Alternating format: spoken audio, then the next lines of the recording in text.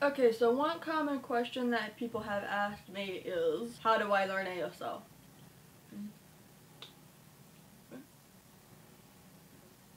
If you didn't already figure it out, I myself am learning, and it's been a process. I have been learning it since last March, officially without taking big breaks. How have I been learning it? I'm gonna let you know. The number one tip that I can give you is to actually take part in the deaf community and communicate with real-life deaf people that are fluent in sign language. Now, I understand that this is not an option for everyone depending on where you live.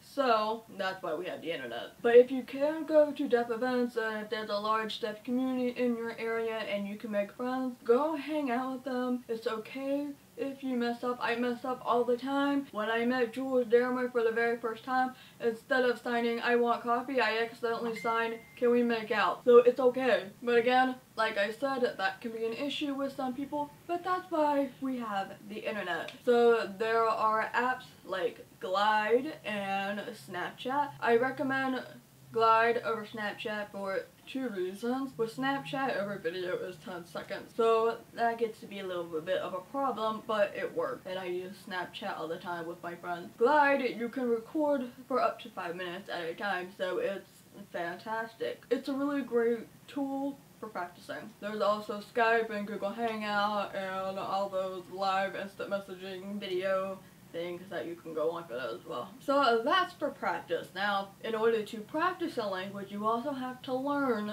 the language if you don't already know it. And how do we do that? First of all, if you can find ASL classes and can afford them, go find them. Of course, actual in-person classes aren't an option for everyone. So I found something that I really enjoy, and a lot of people have used this website. It's called lifeprint.com, or you can simply look up Bill Vickers on YouTube. Bill Vickers is an actual deaf man who has grown up using sign language, and now he's an ASL teacher. I love Bill so much. I love him. I love him. I love him. He's the kind of teacher that is patient with people. He's slow, and he's very slow with you, and you know, you can take your time with him, and he's not boring at all, and it's great, so you stay intrigued and you just want to learn more. So that's the number one thing that I use, and definitely just go check that out. Honestly, that's really the only thing that I use to go with that when I need to learn some vocabulary and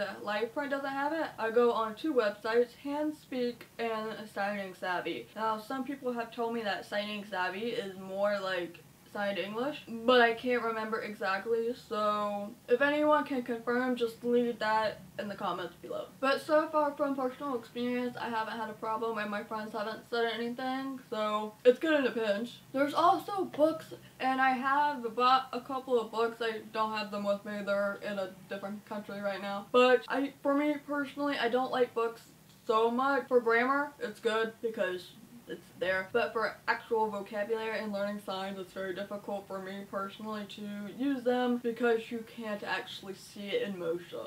So I always prefer videos, which is why LivePrint is my favorite. So those are the resources that I currently use for my learning ASL. Just to recap, the ones that I typically use are GAAD for practicing and LivePrint for learning. I'm sure there are a lot of other different methods out there, and everybody has different methods, so if you've got your own and I haven't mentioned them, feel free to leave them down below in the comments. I upload videos every Monday and Thursday, so if you haven't subscribed, you should, and I will see you later.